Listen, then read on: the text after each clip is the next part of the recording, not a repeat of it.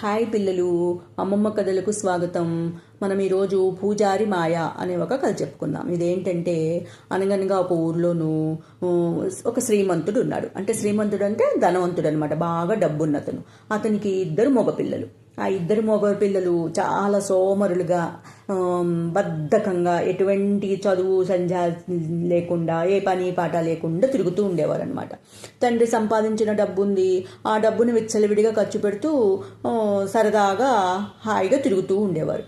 ఇది చూసి పాపం తండ్రికి చాలా విచారంగా ఉండేది. అయ్యో, పిల్లలు పాడైపోతున్నారు, వీళ్ళు అస్సలు ఏమాత్రం పని పాట లేకుండా తిరుగుతున్నారే అని. వీళ్ళకి గనక మనం ఈ డబ్బంతా నేను సంపాదించిన డబ్బంతా వీళ్ళ చేతికి చిక్కిందంటే ఒక్క రోజులో ఖర్చు పెట్టేస్తారు, చెడిపోతారు, ఇంకా చెడిపోతారు.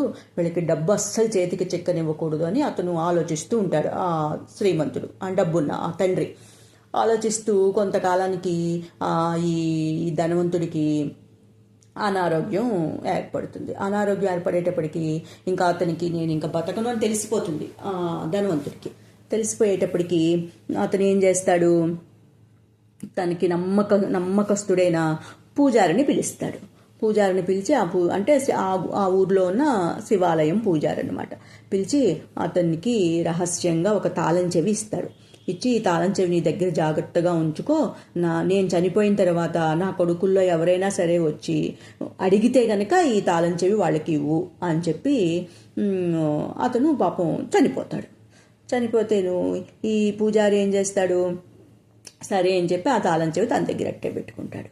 ఈ చనిపోతూను భార్యని కూడా పిలుస్తాడు. ఎవరు, ఈ ధనవంతుడు భార్యని పిలిచి భార్యతో కూడా ఒక విషయం చెప్తాడు. అదేంటి, ఒక పేపర్ ఇస్తాడు ఆ భార్యకి. ఇచ్చి, ఇది మన కుర్రవాళ్ళు చాలా సోమరిపోతనంతో చాలా చెడిపోయారు, కాబట్టి వాళ్ళకి శ్రమపడటం అంటే ఏంటో తెలియదు.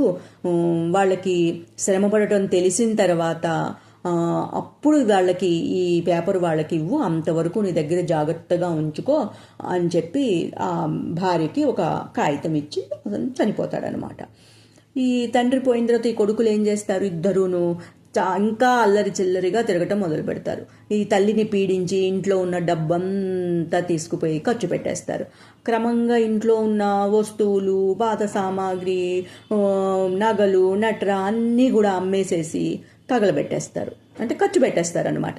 పాపం తల్లి వాళ్ళని చూసి ఎంతో విచారిస్తుంది. అయ్యో, వీళ్ళ బుద్ధి మారలేదు, ఎంత కాలం ఎదురు చూసినా సరేను అదేంటి వీళ్ళు ఇలా చూసే వీళ్ళ బుద్ధి మారుతుందేమో అని చూసి పాపం ఆయన విచారపడి చనిపోయారే, అయినా వీళ్ళకి బుద్ధి రాలేదు, వీళ్ళు ఇంకా చెడిపోతున్నారే అనుకొని ఆవిడ కూడా బాధపడుతూ ఉంటుందన్నమాట. ఈ అన్నదమ్ములు చివరికి అంతా ఖర్చు పెట్టేస్తారు. డబ్బులు ఏమి ఉండవు వాళ్ళ దగ్గర, ఇంకా వాళ్ళకి తిండి తినడానికి కూడా డబ్బులు ఉండవు. అటువంటి పరిస్థితి వచ్చేస్తుంది. ఎవ్వరు అప్పిచ్చే వాళ్ళు కూడా ఉండరు ఆ నగరంలో. ఎందుకంటే వాళ్ళ స్థితి ఆ నగరంలో ఉన్న వాళ్ళందరికీ తెలుసు. అప్పిస్తే ఎలా తిరిగిస్తారు, డబ్బులు ఏం లేవు, అన్నీ ఖర్చు అయిపోయాయి. అందుకని ఎవ్వరూ అప్పివ్వరు.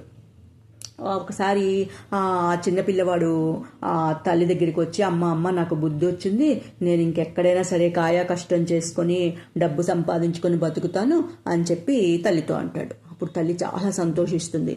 అయ్యో, ఇదేంటి వీడికి ఇప్పటికైనా బుద్ధి వచ్చింది అని చెప్పి ఏం చేస్తుంది, భర్త చెప్పాడు కదా పిల్లలకి బుద్ధి వస్తేనే కాగితం ఇమ్మని చెప్పి తను రాసిచ్చిన కాగితం ఇమ్మని, ఆ కాగితం తీసుకొచ్చి ఈ పిల్లవాడి చేతులకు పెడుతుంది.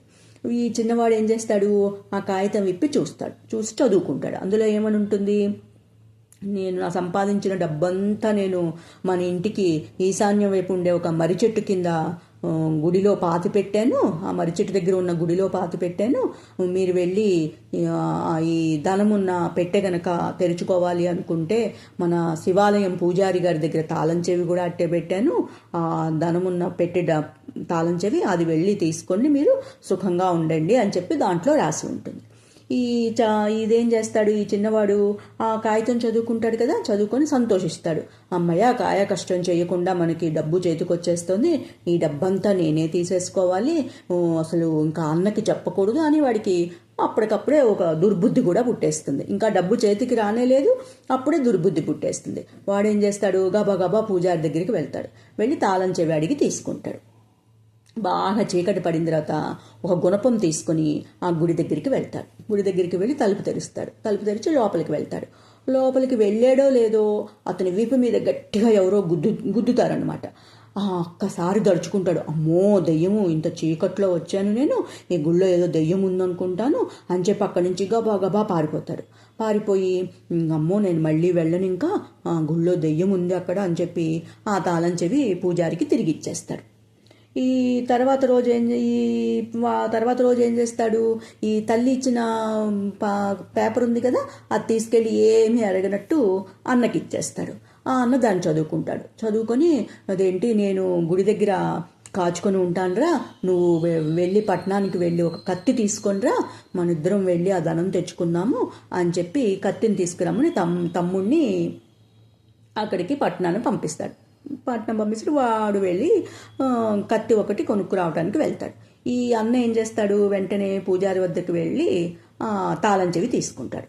తాళం చెవి తీసుకొని చీకటి పడిన తర్వాత గుడి తలుపులు తెరుస్తాడు. గుడి తలుపులు తెరిచేది అంతకుముందు తమ్ముడి వీపు మీద ఎవరైతే గుద్దినట్టు అనిపించిందో వీడికి కూడా వాడి నడ్డి మీద ఒక గుద్దినట్టు అనిపిస్తుంది, పెద్దగా ఎవరో కొట్టినట్టు అనిపిస్తుంది అనమాట. వాడు కూడా భయపడిపోయి అమ్మో దెయ్యం అనుకుని బయటికి పారిపోయి వచ్చేస్తాడు. వచ్చేసేటప్పటికి తమ్ముడు ఏం చేస్తాడు, కత్తి తీసుకురమ్మని చెప్పి పంపించాడు కదా, తమ్ముడు కత్తి తీసుకుని అక్కడికి వస్తాడు. చివరికి వాళ్ళు ఇద్దరు ఒకళ్ళకొకళ్ళు తోడు ఉండేటప్పటికి వాళ్ళకి ధైర్యం వస్తుంది. ఈ ధైర్యం వచ్చి ఏం చేస్తాడు, కత్తి కూడా ఉంది మన దగ్గర, ఇంకా మనకి భయం ఏమిటి అనుకుని వాళ్ళిద్దరు ఏం చేస్తారు, దయ్యం ఉంది అని అనుకుంటున్నా సరే ధైర్యంగా ఆ కత్తి తీసుకొని వాళ్ళు గుడి తలుపులు తెరిచి మళ్ళీ లోపలికి వెళ్తారు. లోపలికి వెళ్ళేప్పటికి ఈసారి ఇద్దరి వీపుల మీద కూడా 2 గుద్దులు పడతాయి. గుద్దులు పడేటప్పటికి చిన్నవాడు ఏం చేస్తాడు, తన చేతిలో కత్తి ఉంది కదా, ఆ కత్తిని భయపడుతూనే వెనక్కి విసురుతాడు. విసిరేటప్పటికి కెవ్వుమని కేక వినిపిస్తుంది, ఎవరో పారిపోతున్న శబ్దం కూడా వినిపిస్తుంది. అమ్మయ్య దెయ్యం పారిపోయింది అనుకుని వాళ్ళు ఎంతో సంతోషంగాను అక్కడ తవ్వేటప్పటికి వాళ్ళకి ఒక పెట్టె కనిపిస్తుంది. ఆ పెట్టెలో డబ్బులు ఉన్నాయి అనుకుని ఆత్రం కొద్దీ ఆ పెట్టె తలుపు తెరుస్తారు. తలుపు తీసేటప్పటికి ఆ పెట్టే తలుపు తీసేటప్పటికి పెట్టే లోపల ఏముంటుంది, తన తండ్రి రాసిన మళ్ళీ ఇంకొక కాగితం కనిపిస్తుంది వాళ్ళకి. అందులో ఏమని ఉంటుంది, ఇదేంటి, మీరు ఇక్కడికి దగ్గరగా ఉన్న మన నగరానికి దగ్గరగా ఉన్న కోసంబి అనే నగరంలోనూ మీకు నేను ఇదేంటి ఇద్దరికి చెరో 50 ఎకరాల పొలము కొనిపెట్టి ఉంచాను, అది మీరు తీసుకొని సాగు చేసుకొని సుఖంగా ఉండండి అని చెప్పి రాసి ఉంటుంది అందులో. వాళ్ళు తండ్రికి నమ్మకస్తుడైన ఈ పూజారి మీద గౌరవంతో ఏం చేస్తారు, ఆ కాగితం తీసుకెళ్ళి ఆ పూజారికి చూపిస్తారు. పూజారికి చూపించేటప్పటికి ఆ పూజారి చేతికి కట్టి ఉంటుంది. అదేమిటని వాళ్ళు అడుగుతారు. అయ్యో అదేంటండి చేతికి ఆ కట్టేమిటి, ఏం జరిగింది అని అడుగుతారు. అడిగేటప్పటికి ఆ పూజారికి అప్పటికే బుద్ధి వస్తుంది. బుద్ధి వచ్చి ఇది నేను చేసిన ద్రోహానికి తగిన శాస్తి బాబు, మీరు గుడిలోకి ప్రవేశిస్తున్నప్పుడల్లా వెనక నుంచి మీకు దెబ్బ పడుతూ ఉండేది కదా, మీరు దెయ్యం అనుకుని పారిపోయారు, అది నేనేను మిమ్మల్ని గుద్ది భయపెట్టాను, అదేంటి ఆ పెట్టెలో డబ్బు ఉందేమో, ఆ డబ్బు నేనే కాజేయాలి అనుకున్నాను అని చెప్పి ఈ పూజారి అంటాడనమాట.